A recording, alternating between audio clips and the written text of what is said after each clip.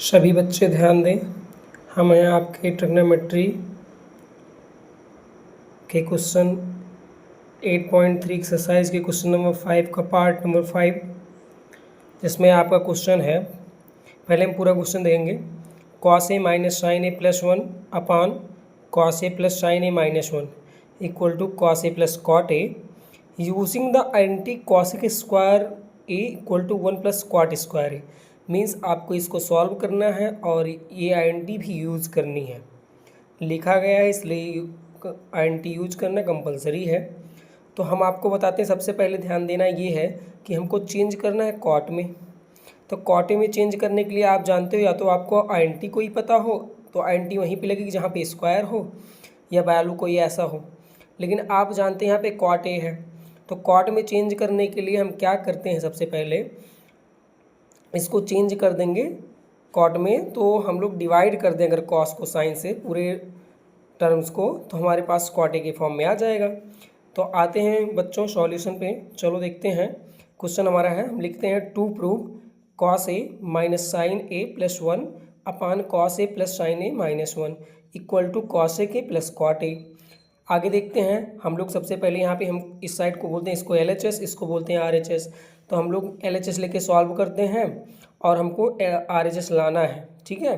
तो देखते हैं, taking LHS divide nominator and denominator by sine A we gate.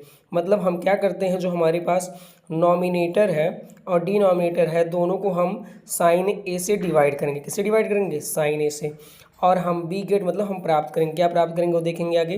तो हमने लिखा यहाँ पे कॉस ए है तो उसको हम डिवाइड करेंगे साइन से, तो cos A upon sine A. Sign ए है तो उसको डिवाइड करेंगे साइन ए अपान साइन ए। 1 है तो 1 को डिवाइड करेंगे साइन से, तो 1 अपान साइन ए। और उसके बाद आपके पास ये अपान, फिर आपके पास डिनोमिनेटर को देखते हैं, साइन ए से डिवाइड करेंगे तो ये हो जाएगा कॉस ए अपान साइन ए, इसलिए कॉस ए अपान साइन लिखा गया। साइन ए अपान साइन ए तो इसलिए साइन ए अपान साइन ए लिखा गया। माइनस 1 अपान साइन ए तो 1 अपान साइन ए लिखा गया। मतलब हम क्या कर रहे हैं, नॉमिनेटर और डिनोमिनेटर दोनों को हम क्या कर रहे हैं, साइन ए से डिवाइड कर रहे हैं। अब देखते हैं हमारे पास यहाँ पे साइन ए सेम टर्म है, इसलिए हमारे पास कैंसिल आउट हो जाएगा।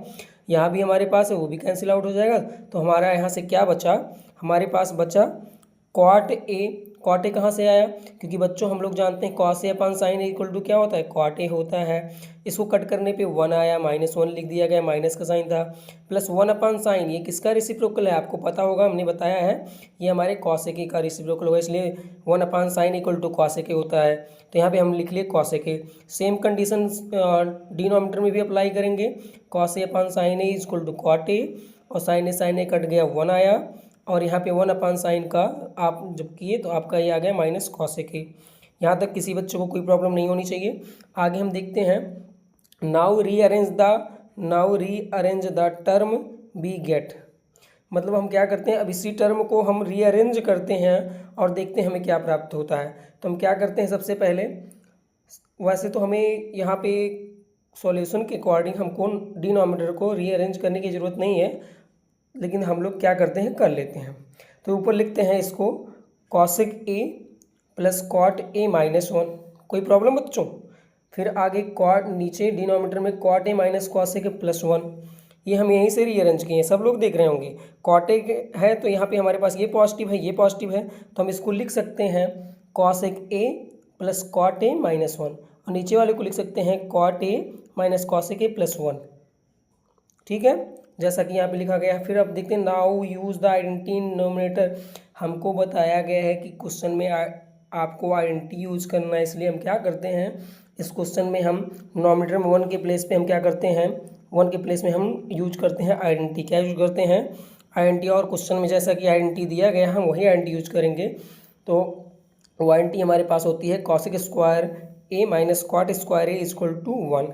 अब इसी को हम रखते हैं यहाँ पे 1 की जगह और देखते हैं क्या होगा। तो बच्चों जैसा कि हमारे पास यहाँ पे ऊपर था क्वेश्चन में, हम सेम वैसा ही लिखे हैं। उसके बाद यहाँ पे हमारे पास ये सॉल्यूशन ये, और जहाँ पे 1 है उसी की जगह हम आइडेंटिटी रखेंगे। तो 1 की जगह आइडेंटिटी रखेंगे, बाकी सब सेम रखेंगे। देखो यहाँ पे यही कॉसेक के प्लस कॉट ए वही लिखा गया है, और 1 की माइनस है तो माइनस लगा दिया गया। 1 की जगह हम आइडेंटिटी लिख दिए। आइडेंटिटी हमारे पास क्या है, cosec square A minus cot square equal to 1 होता है, तो 1 की जगह हम यही लिख दिए हैं। और हमारे पास ये वैल्यू आ गई है। और हम लोग जो न्यूमरेटर में कोई चेंजिंग नहीं करेंगे, वैसे ही लेके चलेंगे cot A minus cosec plus 1। अब अगर देखो बच्चों तो आगे वाला टर्म तो हमारा वही सेम है, लेकिन पीछे वाला जो टर्म है ये हमारा फॉर्म क्या बन रहा है, ए स्क्वायर माइनस बी स्क्वायर। जैसा कि आप जानते हैं ए स्क्वायर माइनस बी स्क्वायर का जब हम फैक्टर करते हैं तो होता है ए प्लस बी और ए माइनस बी। जैसा कि यहाँ पे किया गया तो वही लिखा गया है, ये टर्म माइनस ए प्लस बी इंटू ए माइनस बी, दो टर्म में हो गए। फिर आपके पास नीचे आपका डिनोमिनेटर में सेम वही आगे क्या करते हैं, हमारे पास ध्यान से देखिए यहाँ cosec A plus cot A है और यहाँ भी cosec A plus cot A है।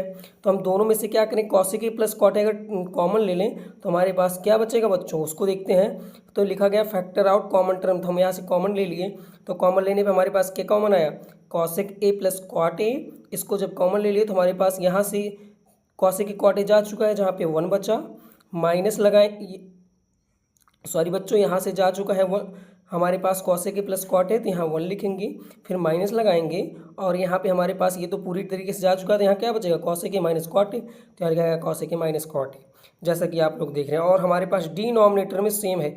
तो बच्चों यहाँ तक देखते हुए आपको कुछ आइडिया आ गया होगा कि अब हमारे पास आंसर जो है वो आने वाला है।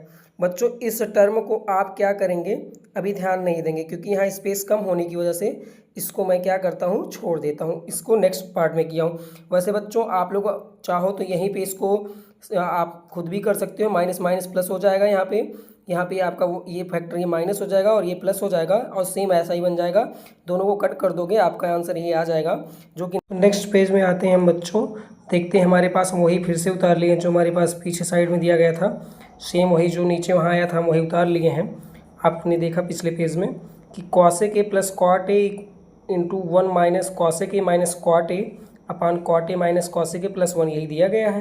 तो अगर आप ध्यान से इसे देखें तो यहाँ पे हमारे पास जो वैल्यू है 1 minus cosec A minus cot A, अगर ये ब्रैकेट में ओपन करूँगा माइनस का मल्टीप्लाई होगा तो ये आपका बन जाएगा 1 माइनस कॉसेक, कॉसेक तो माइनस में आ जाएगा लेकिन जो माइनस है यहाँ पे जो मल्टीप्लाई हो तो प्लस कॉट आ जाएगा। मतलब कहीं ना कहीं आप देखो 1 प्लस में और कॉसेक माइनस में और कॉट जो है वो आपका प्लस में आ जाएगा, ऐसे ही माइनस माइनस का मल्टीप्लाई, तो यहाँ ऊपर नीचे सेम हो जाएगा जो कि यहाँ लिखा गया है cosec A plus cot A, और उसी को रीअरेंज किया गया तो लिखा गया 1 plus cot A minus cosec A, यही माइनस कॉसेक है और ये माइनस माइनस प्लस यही लिखा गया है, प्लस कॉट ए आगे कर लिया गया, कॉसेक पीछे कर लिया गया। और यहाँ पे हमारे पास नीचे वही वैल्यू है cot A minus cosec plus 1, उसको क्या किया गया, बस इसको भी 1 आगे लिख लिया गया यहाँ पे, बाकी सेम वही लिखा गया, दोनों यहाँ पे सेम सेम होने की वजह से कैंसिल आउट हो गए और हमारा आंसर आ गया cosec A plus cot A, जो कि हम RHS में हमको जो चाहिए था। ये आपका बच्चों आंसर आ गया। आप लोग अच्छे से इसको समझ लीजिएगा और कोई भी प्रॉब्लम हो तो कल क्लास में डिस्कस कर लीजिएगा।